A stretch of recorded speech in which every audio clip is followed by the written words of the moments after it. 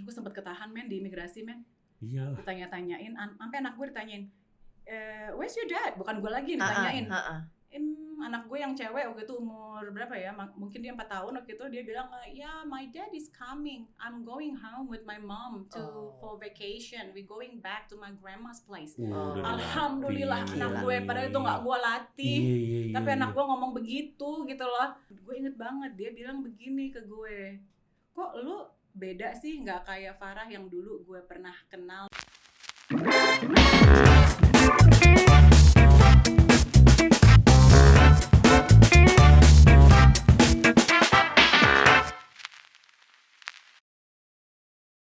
Hai semua, ketemu lagi di Apotik Aditya Podcast bareng Jelantik. Gue Aditya Herpavi. Dan saya Jelantik Herlanti, and welcome to our Bedtime Story. Apa kabar semuanya? Thank you udah nonton terus, banyak subscriber baru. Yes, Alhamdulillah. seneng banget loh, engagement juga makin terjaga. Alhamdulillah, mudah-mudahan for the next episode kita makin jos lagi. Harus dong, Momi. Bapak tolong telepon pemadam kebakaran sekarang. Karena apa? Panas Pak di sini. Nih itu Panas. semua tuh.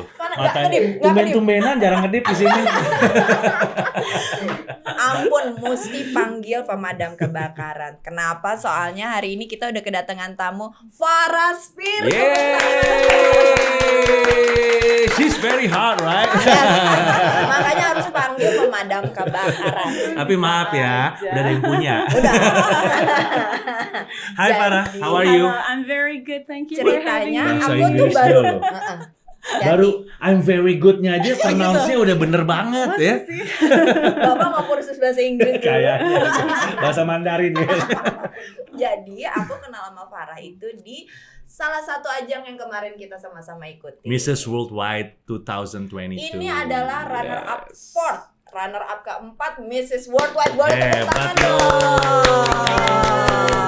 Bagaimana rasanya Ibu? Rasanya happy, deg-degannya sudah selesai. Jadi ya udah back to the same Farah again. I'm so happy to be here. Iya dong. Jadi memang pada saat bukan karantina, kita bilangnya apa ya? Pelatihan kemarin itu memang aku tuh sengaja bilang ke semua teman-teman 20 finalis itu bahwa gue ini bukan saingan lo. Gue tuh memang pengen di sini karena pengen berteman, pengen networking. Jadi alhamdulillah terjaring lah satu.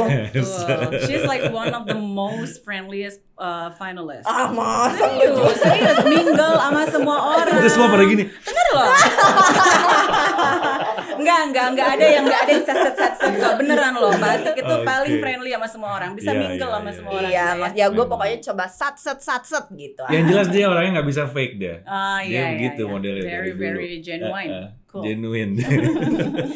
Jadi hari ini kita mau ngobrolin soal apa ya, bahasa Indonesia yang benarnya, pernikahan interkultural, interkultural kali ya, interkultural. Jadi pernikahan antara Indonesia dan warga negara asing. Nah, itu bahasa Indonesianya Farah punya pengalaman tentang itu. Jadi hari ini dia mau sharing tentang, karena gini Far, karena banyak perempuan itu, sorry ya, kayaknya kepingin banget kawin sama bule. Kenapa sih? Bener banget ya. Kenapa image itu bisa tercipta? Menurut kamu kenapa? Apa yang Based on your experience. Kenapa ya? Sebenarnya sih nggak hanya di Indonesia aja kayak gitu, karena pengalaman tinggal di negara lain yang masih termasuk negara Asia juga, emang kayak udah mindset banyak wanita-wanita Asia itu melihat pria-pria European atau North American as like a wow commodity gitu loh. Nggak tahu, entah mungkin itu karena ada pengharapan untuk mendapatkan kehidupan yang lebih baik, taraf hidup yang lebih tinggi, atau ya dari segi finansial segala macam ya. Is it happen? It depends kan, balik lagi ke background masing-masing tiap wanita ya nggak. Kita berasal dari mana, dari sorry to say nih, maksudnya dari kelas sosial yang seperti apa ya kan, seperti itu. Tapi mungkin kesalahan yang bukan kesalahan sih ya, stereotip yang banyak dilihat di masyarakat kita ya seperti itu, melihatnya kalau misalkan kawin sama orang asing itu otomatis kehidupan jadi lebih baik, kehidupan jadi meningkat. Padahal kan nggak selalu ya. Kalau in this case buat kamu sendiri, kenapa kamu memilih suami foreign atau cowok bule, kalau orang di sini bilangnya cowok bule. Sebenarnya sih bukan milih. Karena emang selera lo gitu nggak atau juga, emang gue nggak laku sama orang Indonesia. Masa sih? Kayaknya nggak percaya deh kita. Mau sama gue beneran. Kalau cowok Indonesia tuh kalau udah kenal gue udah kasihkan jadi temen gitu, karena kan gue orangnya juga nggak fake man. Gue nggak bisa kayak cewek-cewek yang girly-girly gitu tuh enggak gitu. Farah sendiri ada keturunan foreign nggak? Ada darah Indo nggak? Mas nih maunya gimana? Nanya. Soalnya namanya Farah Spears. Spears itu nama dari suami. Suami sih ya. Sometimes I run. Tapi Farah lahir besar di Indo ya? Iya, di Indo. Sempat sekolah di luar negeri lama? Jadi pas waktu sebenarnya sih dari pas usia 19 tuh saya udah pindah ke Saudi waktu itu. Wow. Nih latar belakang sedikit nih. Boleh. Ceritain dong. Jadi pas dari tahun 2002 umur waktu itu baru memasuki usia kayak mau 20 tahun, itu tuh aku jadi pramugari Mas dan Mbak. Hebat banget nih. Dan di basekan itu di station di Saudi Arabia di Jeddah. Itu memang keinginan kamu sendiri dari dulu tuh pengen jadi pramugari atau gimana? Sebenarnya sih enggak ya, cuman kayak jalan hidup aja yang membawa gitu kan. Kan you know, saya tuh orangnya suka coba sesuatu hal yang baru. Jadi ceritanya memang kepingin lah jadi pramugari, lalu base-nya itu di Jeddah, Saudi Arabia gitu. Dan jadi dulu pun juga ketemu sama pasangan tuh di sana, sama-sama kita di Saudi juga ketemu, bla bla bla. Tidak lama kita menikah dan usia saya pun juga masih tergolong tuh muda lah ya waktu menikah kan, masih di awal-awal 20-an kayak gitu loh. Ya udah dari situ menikah terus berhenti kan ya jadi pramugari, lalu melakoni hidup sebagai ibu rumah tangga, punya anak gitu. Nah lalu sekitar tahun 2010 aku balik ke Indonesia. Waktu itu balik Indonesia untuk balik nih mengulang. Jadi gini ceritanya. Pas sebelum jadi pramugari, aku itu kan kuliah apa segala macam. Lalu jadi pramugari. Kuliah di Indonesia? Di Indonesia waktu itu. Nah terus udah gitu pas udah selesai, gue tuh ngerasa kayaknya ada something in my life that I haven't accomplished, that I haven't completed gitu. Apa sih? Pendidikan gitu. Karena buat gue tuh penting ya to set the bar high because I have daughter, I have son ya kan. Gue mau anak-anak gue ngelihat bahwa look you know ibu lo pun aja bisa punya pendidikan juga, maka lo pun harus lebih dari gue nanti gitu. Akhirnya kan gue balik nih tahun 2010 ke Indonesia, gue balik kuliah lagi tuh Mbak, gue ulang S1, gue kuliah lagi, lalu kelar S1 berapa bulan kemudian gue lanjut S2 gue jadi mahasiswa ngebut lah pokoknya. Hebat kurang dari 5 tahun gue kelar S1 S2 dari nol. Jadi itu bener-bener kamu kerjain justru setelah punya anak. Dan waktu itu tuh pas balik S1 gue tuh baru ngelahirin, percaya nggak lo, 2 minggu abis ngelahirin gue langsung masuk cucuk udah bener gede banget kan, gue udah kayak kulkas 4 pintu tuh ya abis ngelahirin kan. Masuklah duduk di ruang kelas di kampus yang gue yang paling tua kali ya, mahasiswa S1 tapi emak-emak gitu kan, yang lain kayak masih pada umur freshman lah, 19 tahun 18 tahun. But you know what, it's okay, against the odds ya, kenapa tidak gitu kan. Sometimes ya gue tuh percaya dalam hidup apapun tuh bisa lo lakuin. Tapi, you know, it's mind over matter. Iya, tapi lo hebat sih. Maksudnya punya keinginan untuk sekolah aja di saat lo punya anak. Menurut gue itu nggak semua perempuan, walaupun punya uang atau punya waktu, tapi keinginan untuk belum tentu ada itu ya. Loh. Tapi itulah gue tuh suka nge-push diri gue untuk selalu keluar dari comfort zone gue. Karena every time I do that, it's a victory for me. Itu kemenangan buat gue. Terus by the way, masalah soal kamu tadi bilang kamu kembali ke Indonesia tahun 2010. Menikah pada saat menjadi pramugari di tahun kurang lebih 2002. Jadi pramugari 2002, menikah itu di tahun 2004. Berarti kalau sudah menikah jadi pramugari langsung berhenti atau gimana tuh? Sebenarnya sih tidak harus ya, tapi kan karena prioritas kita kan juga berubah, dan juga ya udahlah gue pikir gue lebih mau ngelakonin hidup gue jadi istri, ngurusin suami yang kayak begitu gitu loh, enjoying myself bla bla bla. And to be honest with you, I mean being a flight attendant, it was a great thing. But it wasn't really my thing either. Gue tuh cita-cita gue tuh pengen jadi emak, tau gak sih, pengen jadi ibu sebetulnya. Serius, gue suka banget sama hidup gue yang sekarang. I'm a full time mom. I work from home. Gue 3 tahun terakhir gue pelajarin saham gitu ya. And I can work from home, I can make money from home, yang kayak gitu. Terus kayak berapa dari sekitar tahun 2015 itu gue juga punya bisnis spa. Itu juga berangkat dari background gue lama tinggal di Middle East. Jadi waktu itu spa gue juga bertemakan Maroko, spa Middle East gitu yang treatmentnya itu belum ada di Indonesia waktu itu. Seneng gitu setiap kali gue ngelakuin sesuatu tuh yang pertama, yang like what you said, out of your comfort zone. Setiap kali berhasil bisa ngelakuin itu, buat gue itu accomplishment gitu kan.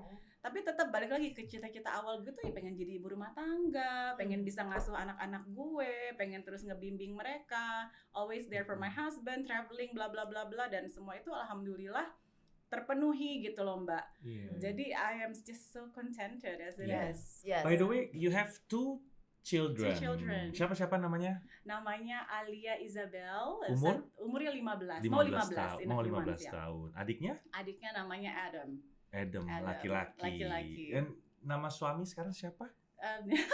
Kok ketawa? Soalnya gue jadi inget selama training orang-orang pada nyanyi lagunya Britney Spears. Jadi ini adanya Britney.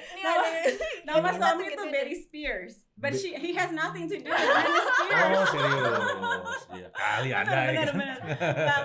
Bukan kakaknya Britney Spears. Dari negara mana suami? Suami dari Kanada, dari Toronto. Dari Toronto. Yes. Oke. Satu profesi atau beda dunianya? Suami kebetulan satu profesi. Jadi bahkan sebelum saya menikah, yang pertama kali tuh udah kenal sama suami duluan. Yes, dari tahun 2002 lagi jadi masih pramugari, yang masih pramugari baru, masih muda, masih culun. Itu justru gue tuh udah kenal duluan udah sama kenal suami gue Pak Spears. Udah gitu. Udah kenal duluan. Apa profesinya? Dia pilot di airlines yang sama. Jalan-jalan mulu. Tapi itulah ya, maksudnya hidup tuh emang nyimpen segala misteri ya. Kalau bisa kan tahun 2002 waktu gue ketemu sama Pak Spears, masih terbang sampai sekarang? Masih terbang. Kalau ketemu sama dia waktu itu kan kita terbang bareng gitu ya. Terus ada yang, if somebody was to tell me, hey, you know what, in 12 years down the road this guy gonna be your husband, gue bakal ketawa ngakak, impossible gitu loh. Tahu-taunya ya siapa tahu gitu kan, ternyata bener loh berapa belas tahun kemudian nyangkut sama Pak Spears. Jodoh kan emang kayak begitu ya, lucu bentuknya. Kalau boleh cerita sedikit Far, menikah dengan Mr. Spears ini berarti tahun? Kita tuh menikah tahun 2013, tapi kita sudah menjajaki hubungan tuh dari sekitar tahun 2011-an lah ya. Artinya Farah sebelumnya sudah mempunyai pengalaman menikah sebelumnya. Yes. Oke, kalau misalnya boleh diceritain, mungkin Farah ngalamin house strugglingnya dulu di sana atau gimana? Oh iya, namanya kalau orang udah pernah menikah, berarti kan pernah ada kegagalan ya. Kalau udah pernah 2 kali menikah, berarti pernah gagal dong sebelumnya gitu kan. Dan itu bukan bagian dari masa lalu saya yang memalukan atau pengen saya umpetin tuh enggak, itu adalah sebuah pembelajaran. Proses untuk menuju ke diri saya yang sekarang gitu kan. Betul. Nah, jadi pas waktu pernikahan yang pertama, ya namanya orang bisa menikah ya pasti karena ada rasa saling ketertarikan dan mencintai pada saat itu. Tapi kan pertanyaannya adalah jatuh cinta itu gampang, but stay in love it's not easy. Iya enggak? It's how you work to stay in love with each other, right? Nah, jadi mungkin pada pernikahan saya yang pertama itu ada banyak gangguan lah ya untuk stay in love, untuk to stay respecting each other and all of that. Karena kan nggak mungkin juga namanya orang cerai tiba-tiba bangun tidur, hello, gue pengen cerai gitu kan? Pasti kan semua itu ada tahapannya sampai dengan ke situ. Seperti itu. Nah, jadi memang struggle-nya banyak juga, apalagi ditambah gue itu tinggal di negara orang waktu itu kan. Jadi pas waktu itu masih tinggal di Saudi dan di Kanada. Kebetulan mantan juga orang Kanada juga. Gue udah bilang kan gue gak laku sama orang Indonesia. Balik lagi yang laku sama orang Kanada lagi. Terus. Nah udah gitu namanya sendirian. Terus kedua juga, ini bukan kedua, ini seharusnya di hal pertama. Saat menikah sama si yang pertama, keluarga itu tidak menyetujui, sangat-sangat menentang gitu kan. Entah kenapa, for whatever reason that was, namanya orang tua mungkin dia sudah punya feel yang tidak bisa digambarkan dengan kata-kata. Pokoknya intinya kalau nggak suka ya nggak suka gitu kan. Tapi kan kita orang muda dulu ya dong, sotoy, yang thinking like I know everything, gue udah bisa kerja jauh-jauh di luar negeri, gue udah independen apa segala macam. You know, kalau apa, jadi mungkin nggak terlalu udah deh mah apa sih gitu kan. Pokoknya ini pilihan gue. Intinya sotoy lah ya, masih muda. I thought I know everything but I didn't. Ya udah, intinya orang tua pun juga, keluarga pun juga gue tentang karena mereka menentang pernikahan gue. even mereka datang ke perkawinan gue segala macam dan berusaha to be part of my life, tapi kan you know that barrier was always there. Ya kan, karena mereka itu tidak ikhlas. Kenapa? Menikahnya di mana? Menikahnya di sana sama di sini juga, di Jakarta juga. Di Jakarta juga. Dipestain juga di Jakarta. Gitu. Walaupun dengan drama pertengkaran dalam keluarga, itu pertentangan. Ya, in the end kan I'm still their daughter, ya kan. In the end, you know, jadinya ya akhirnya tetap dipestain kok di sini gitu. Nah, tapi yang menjadi permasalahan itu adalah benar kalau misalkan pernikahan yang tidak direstui sama orang tua ya saya sih nggak tahu kalau untuk yang lain, tapi at least untuk my life story emang tidak mudah. Kalau nggak dikasih berkah, nggak dikasih restu sama orang tua tuh kayaknya even the smallest things becomes difficult, you know. Dan juga selama saya menikah sama si mantan ini ya banyak pastinya hal-hal indah, terutama anak-anak saya lahir dari pernikahan itu. They were the best things ever happen in my life. Nah, tapi kan kayak apa ya, dalam membina hubungan itu kayaknya tuh susah gitu loh, Mas. Kita tuh selalu berantem, we never really see things eye to eyes gitu kan. Dan juga saat pertengkaran itu terjadi, gue mau lari ke siapa? Karena keluarga itu sudah tidak mendukung. Dan jadi kan juga nggak bisa gue cucuk-cucuk lari ke kakak gue, ke emak gue, ke bapak gue buat ngadu gitu kan. Apalagi kita masih muda, harga diri tuh segini dong, selangit ya, nggak like I don't wanna go back and tell them that I should have listened to you because harga diri bro, iya kan. Jadi satu, support system mungkin sudah hilang di saat itu, sehingga kalau gue mau ngadu dengan masalah-masalah gue pun juga rasanya tuh tidak mungkin, because palingan mereka akan bilang see I told you so, ya kan, tuh kan, gitu, tuh kan, iya bahasa Indonesianya tuh kan, bener banget. Nah jadi banyak lagi ditambah distance, gue jauh secara distance tuh gue jauh keluarga gue, nyokap gue di Jakarta dan bolak-balik Jakarta Australia karena kakak gue tinggal di sana kan. Terus gue di Saudi atau di Kanada kayak gitu. Satu, distance mempengaruhi pastinya, dan juga gue jarang pulang. Kedua, mau ngomong juga rasanya kok tabu gue mau ngomong, karena this is what happened to me is my fault gitu kan. Mereka udah warn me from the beginning. Jadi ya akhirnya semua itu banyak yang sering gue telan aja sendiri gitu loh. Yang penting pokoknya setiap kali gue pulang ke Jakarta, I just show it to my family that everything is okay, everything is fine, tawa-ketawa aja gitu. Farah masih ingat nggak? Maaf ya kalau gue jadi membangkitkan luka lama ya, tapi masih ingat nggak Farah pada saat-saat itu kamu pernah merasakan you are at the lowest point of your marriage life? Oh yeah, absolutely. You know, as a woman, di mana di stage of my life at the time yang seharusnya gue itu sudah bisa establish dengan kehidupan rumah tangga gue, establish secara finansial dan sebagainya, tapi disitulah justru gue merasa I'm at the lowest point of my life, because gue inget banget hari di mana gue udah nggak tahan lagi gitu ya, gue udah nggak tahan lagi, I cannot live with this anymore. Akhirnya gue tinggalin rumah, gue bawa anak-anak gue. Karena anak-anak gue kan kewarganegaraan Kanada. Nah waktu itu gue posisinya lagi di Kanada. Gue bawa anak-anak gue. It was in the middle of winter. It was in February, in the dead of winter. It was like minus 25 outside. Ya. Karena gue udah gak sanggup, gue udah gak pikirin harta, gue udah gak pikirin uang. Gue ambil anak-anak gue yang masih kecil-kecil. Gue cuman bawa paspor mereka. Terus udah gue cuman bawa whatever. Gue cuman ngelihat ada uang-uang receh di meja. Gue ambil. Gue udah gak kepikir bawa barang-barang gue apa, segala macem. Itu gue tinggalin rumah. Gue cuma mau pulang ke Indonesia waktu itu. Sampai gue tuh inget banget, waktu itu gue nungguin taksi kan cepet-cepet nih sebelum si mantan gue pulang gitu kan. Nanti ke Gap gue mau kabur gimana gitu. Sampai pas udah supir taksinya datang segala macam kan gue nangis gitu kan. Maksud gue kelihatan muka tuh masih sembab ya kayak gitu. Bawa anak bayi 2 biji gitu kan. Terus bawa tas koper, bawa muka gue udah sembab gitu. Gue lari ke hotel gitu. Sampai gue inget banget, sampai si supir taksinya aja gitu ya, sampai nanya, "Ma'am, are you okay? Sampai dia tuh nggak mau dibayar, tau nggak sih? Karena dia ngelihat kali ya, I was like a woman in distress gitu kan, kasihan gitu. Waktu itu juga yang ngebantu gue untuk balik ke Indonesia itu juga orang-orang di sekeliling gue, akhirnya gitu kan. Ada teman 1-2 gitu yang ngebantu, karena gue tuh orang tuh kaget pasti saat gue berpisah sama si mantan gue, because I don't go around and wash my dirty laundry in the public, you know.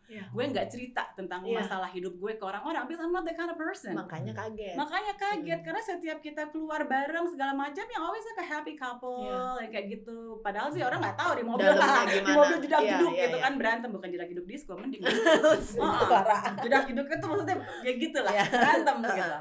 Jadi makanya kaget. Nah akhirnya nggak banyak juga juga yang ngebantu gue untuk pulang ke Indonesia hanya 1-2 orang yang waktu itu baru tahu dadakan banget dan benar-benar you know what, ya udah deh apapun itu lo gue bantu gimana caranya pulang ke Indonesia, sampai dari tiket pesawat gue sama anak-anak gue, hotel gue, transit di Dubai, apa segala macam itu sampai temen gue yang urusin gue tuh udah nggak kepikir. Ditambah anak gue lagi sakit lagi yang baby, dia tuh lagi ada kayak some kind of an ear infection waktu itu, jadi badannya panas segala macam. Naik pesawat juga nggak enak. Yes, makanya.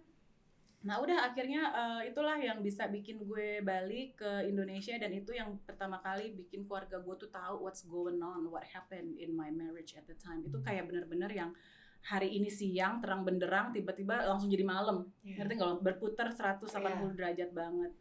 Maaf deh sayang, tadi kamu bilang kalau berantem tuh sampai jedak-jeduk, literally jedak-jeduk nih. Ya udah biar teman-teman apotek sendiri deh yang mengartikan gitu ya. Iya jedak-jeduk heboh, berantemnya tuh katanya bisa. Kan gue orangnya vokal ya, mungkin just by talking with me for 5 minutes you can tell I'm a very vocal person. Gue juga bukan orang yang lemah kalau di violated, gue diam menerima enggak, gue nggak kayak gitu. Jadi gue pun juga bacot men, gue juga ngejawab dan ngejerit. Kalau perlu gue ngejerit ya gue ngejerit sama si mantan gue gitu kan. Perlawanan tuh pasti ada dari gue kalau gue merasa di violated gitu. Kamu trauma nggak? Kalau gue bilang gue nggak trauma tuh bohong. Pastilah, namanya kita once you were burned, lo ingat rasanya terbakar, benar nggak? Gitu. Apa lo masih mau deket-deket api? Mungkin tidak. Itulah. Tapi kamu menikah lagi sama Kanada lagi. Karena I know my life doesn't end just because I failed my previous marriage gitu loh. Dan gue tuh waktu pas gue mulai ngebuka hati untuk memulai nata ulang hidup gue tuh inget banget gue cuma berdoa sama Allah ya. Gue bukan minta jodoh yang terbaik buat gue inget banget gue minta jodoh yang terbaik buat anak-anak gue. Because I have kids. Dengan gue bercerai dari bapak kandungnya mereka, I have reduced their life quality, ya enggak? Karena kalau buat gue itu masih muda, gue bisa kawin dengan cowok manapun, istilahnya juga GR banget gue. Gak apa-apa dong, harus optimis dong. Iya, optimis. Antara optimis sama kepedean mungkin beda tipis. Kamu tahu value kamu di situ. Harus. Tapi maksudnya sebagai perempuan masih muda gitu kan, ya mungkin gue bisa merit sama siapa yang gue mau atau yang suka sama gue gitu kan. Tapi belum tentu si cowok ini apakah dia bisa menggantikan sosok seorang ayah. Let's say mantan gue itu wasn't a good husband for me, but he was a good dad. So itu yang gue nggak bisa ambil dari anak-anak gue. Berarti kan gue mendingan gue terima relationship yang kurang baik sebagai seorang istri gitu ya dan suami. Tapi at least gue masih menghargai dia sebagai seorang bapak yang baik untuk anak-anak gue. Dan kalau yang itulah yang bikin berat keputusan untuk berpisah gitu kan, karena gue ngerasa gue tuh nggak berhak ngerebut itu dari anak-anak gue, because mereka nggak minta dilahirin ke sini, ya kan? Betul. By the way, kamu tadi cerita bahwa seolah-olah kayak memang kamu bawa kabur anak-anak kamu, which is your son and daughter ke sini kan? Itu kan pasti dia shock banget dong. Your ex pasti dia ngejar gue ke Indonesia. Nah serius. Itu maksud gue itu sampai masalah hak asuh anak pun pasti going to be kalau secara administrasinya dan secara dari segi hukum pasti kita proseskan semuanya via pengadilan sampai akhirnya custody anak pun jatuh ke gue. Cuman yang cerita lucunya nih, pas gue bawa ini anak, like literally when I took my kids out of Canada, itu kan di imigrasi dong. Nah, Bu, itu yang dari tadi gue mau nanya. Itu ya emang selicin itu apa gimana? Tidak selicin itu ada banyak banget campur tangan Tuhan di situ, beneran deh. God is so good ya. Jadi pas gue di imigrasi, gue bawa anak gue yang bayi, terus muka gue masih sembab-sembab gitu dong, ya kan, namanya lagi di stres kayak begitu. Terus si orang imigrasinya ngelihat, apalagi yang gue bawa keluar ini adalah anak-anak warga negara Kanada lagi gitu kan. Paspor anak gue tuh nggak punya paspor Indonesia, biarpun mereka punya affidavit Indonesia gitu ya, tapi kan keluarga negaraan Kanada gitu, dan kita lagi di Kanada pula. Itu orang imigrasi tuh kayak hampir nggak percaya gitu sama gue, ngelihat paspor anak gue, ngelihat paspor gue, untung kita nama belakang semua sama gitu kan. Nanya, bapaknya mana? Terus gue sempet ketahan men di imigrasi men. Iya. Ditanya-tanyain, sampai anak gue ditanyain, where's your dad? Bukan gue lagi ditanyain. Anak gue yang cewek waktu itu umur berapa ya? Mungkin dia 4 tahun waktu itu, dia bilang, my dad is coming. I'm going home with my mom for vacation. We going back to my grandma's place.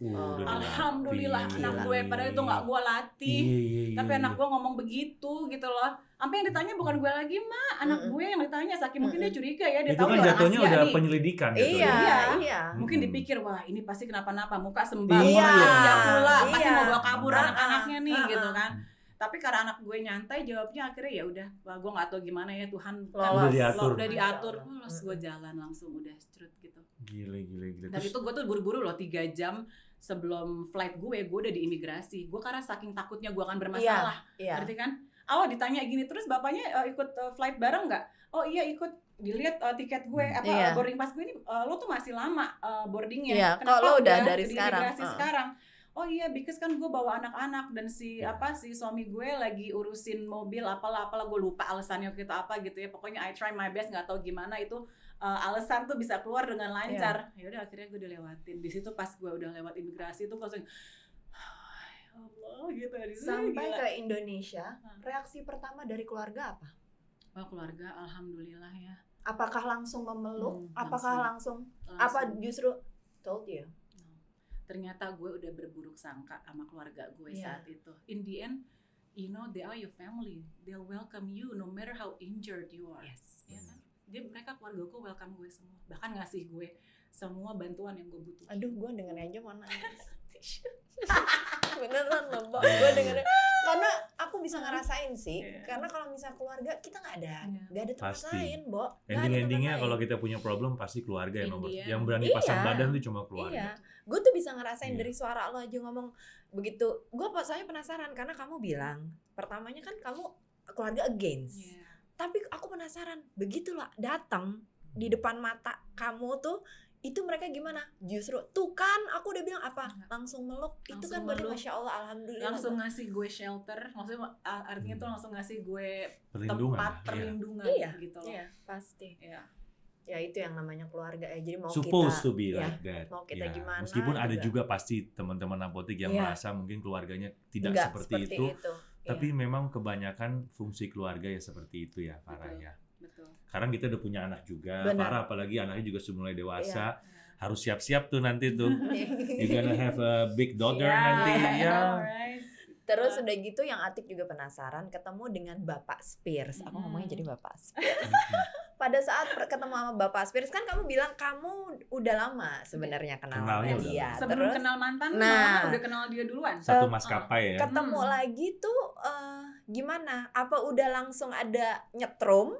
Apa karena dulu kan lo nggak mungkin ketemu di sini, ketemu di Indonesia. Ketemunya di Indonesia pas dia lagi terbang ke Indonesia, lagi layover di Jakarta. Terus nggak sengaja tuh gue lagi di Plaza Senayan. Dia terus? Juga lagi di situ ketemu nggak sengaja. Gue inget banget boleh sebut merek nggak boleh ya? jangan.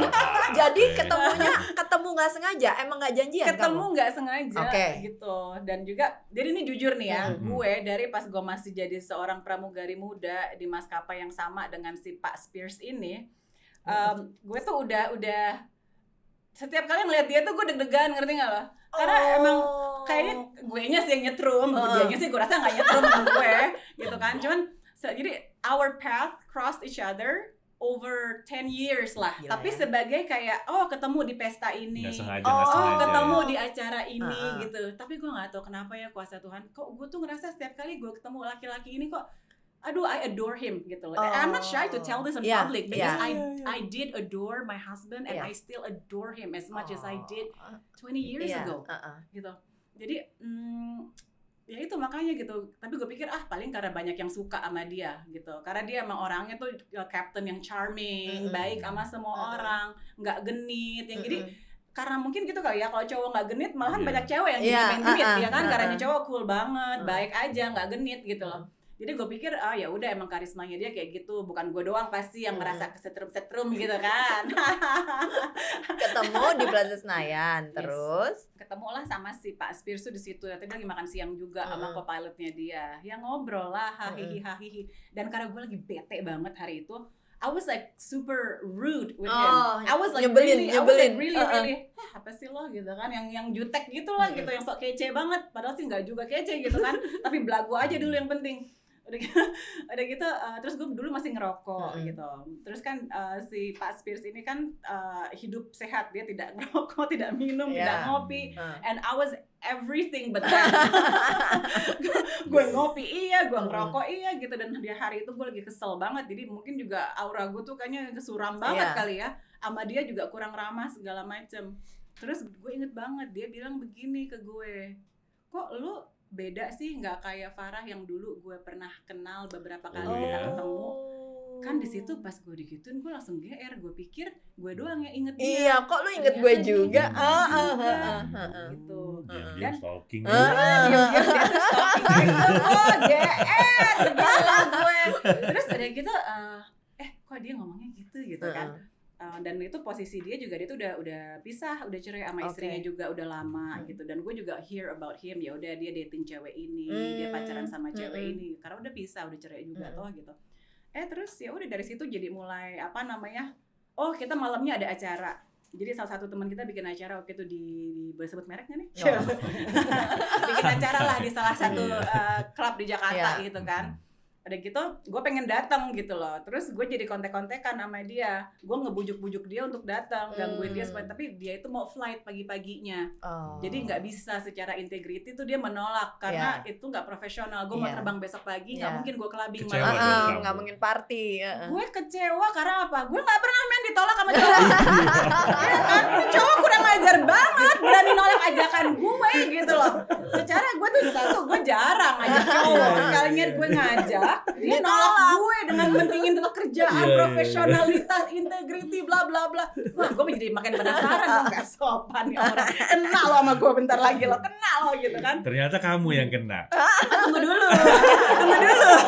Sama sudah saya rencanakan. Enggak, tetap Farah harus menang. Farah harus menang gitu ya. Kan jadi challenge dong buat gue kayak gitu. Ternyata juga ya si Pak Spears juga dia muna, sebenarnya tuh dia mau banget gitu kan ketemu gue lagi gitu loh. Udah gitu akhirnya dia mulai ngebit flight ke Jakarta. Gitu. Udah gitu karena gue orangnya gue suka nyebelin kan, jadi orang sengaja pas dia ke Jakarta dia udah nungguin gue lama banget, ngajak makan siang, gue muncul 2 jam kemudian dong gitu lah. So princess banget ya enggak sih, udah kayak kecakepan, ampun deh gue. Ya udah, tapi ya dari situ akhirnya kan nyambung ya ngobrol sama dia. Jadi gue tipe orang tuh kalau dalam setiap hubungan I value conversation gitu loh. Jadi lu mau seganteng, sesukses apapun, tapi kalau nothing between the ears, gue nggak bisa gitu kan. I will walk away.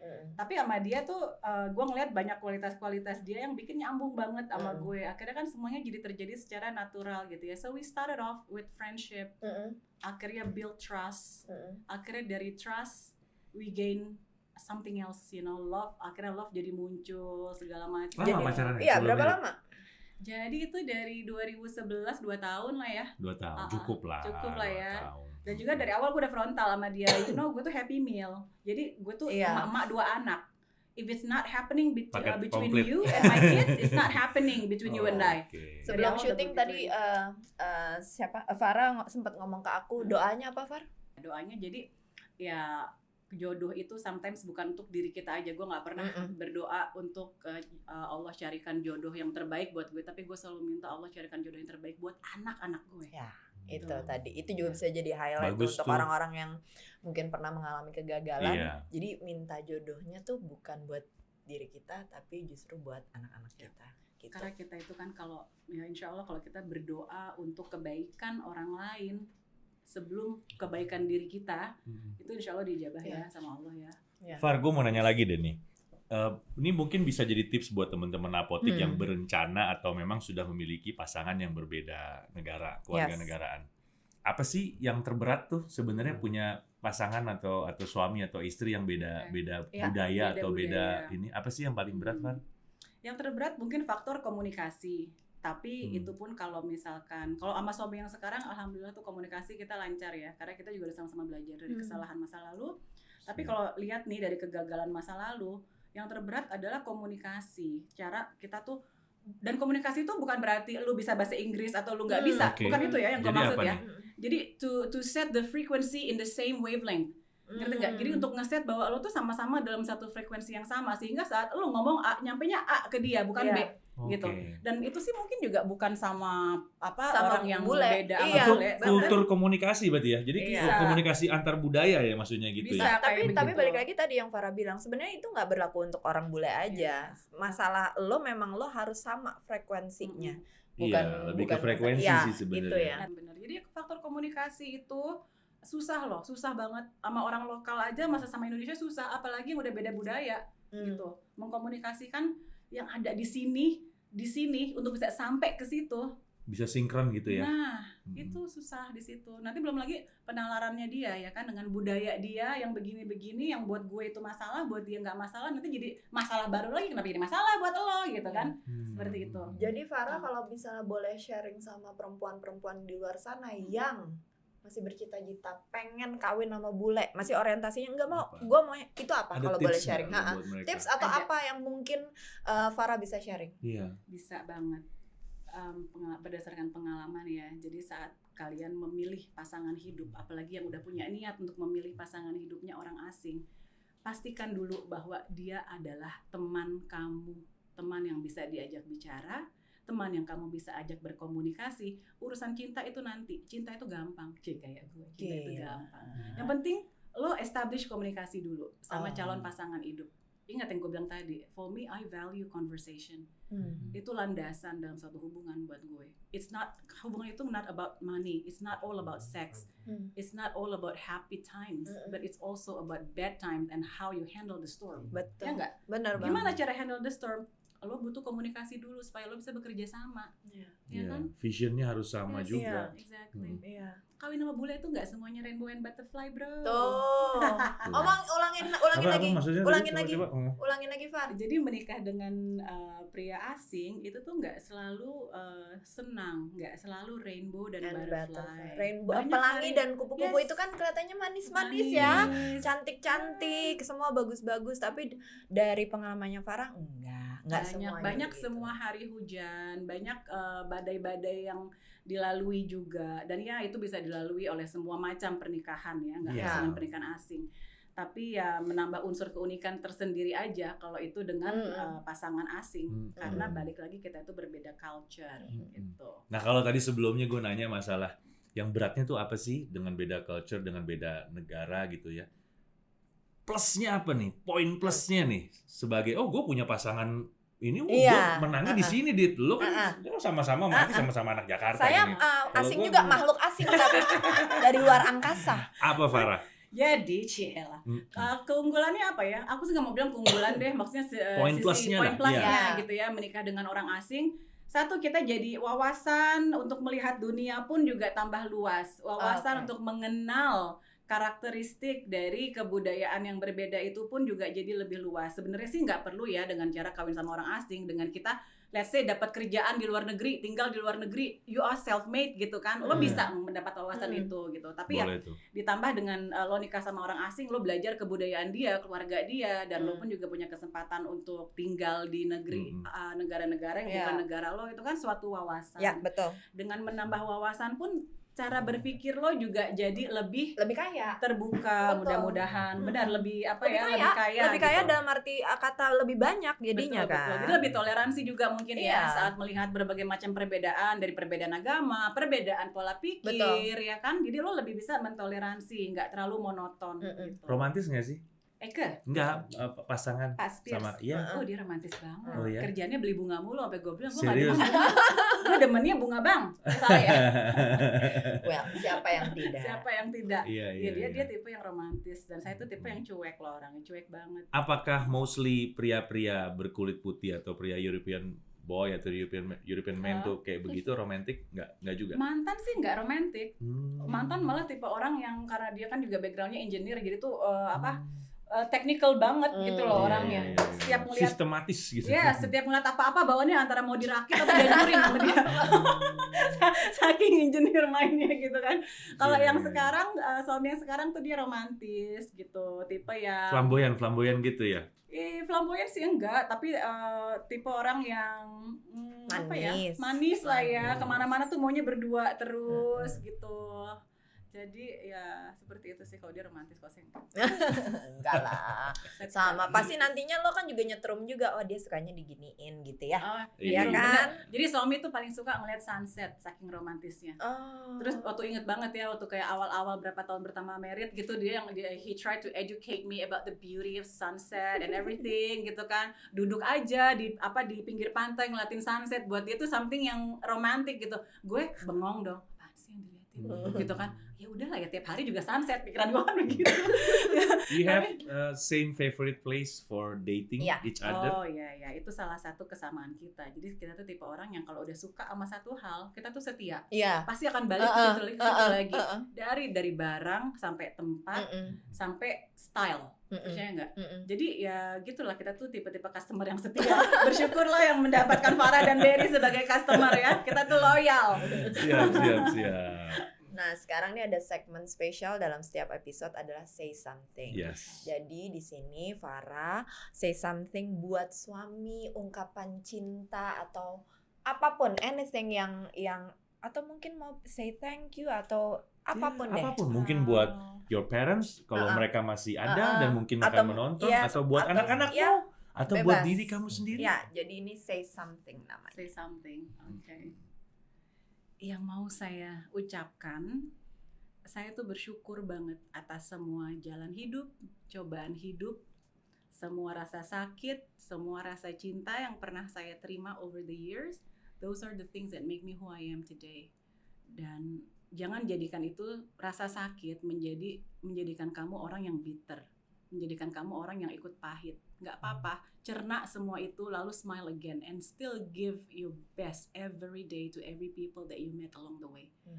Dan terima kasih banyak untuk suami saya, karena saat dia bertemu saya tuh saya masih penuh dengan rasa sakit, tapi dia yang ngajarin saya untuk mencinta lagi, bahwa never lose faith in love, you know.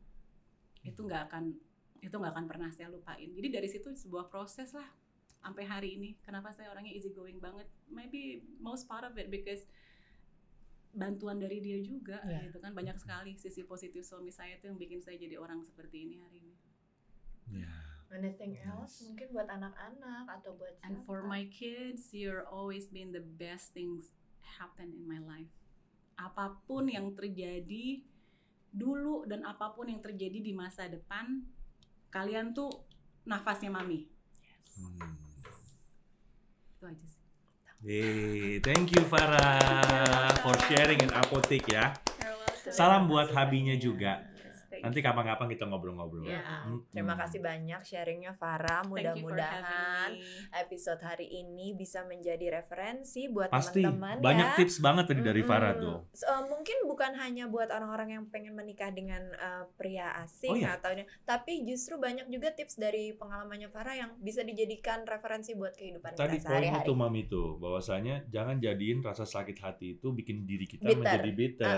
Jadi kita harus better. Tuh. Don't be bitter, but be better. Tuh kan, bisa juga gue ngerti bahasa Inggris. Keren ya, tagline-nya keren banget. Iya loh, tuh kan dapat lagi tagline. Mantap. Gitu, jadi don't forget to like, comment, and subscribe. Terus turn on juga notification. Iya dong, please follow juga semua akun sosial media kita. And thank you for watching and see you when I see you. Good night. Good night.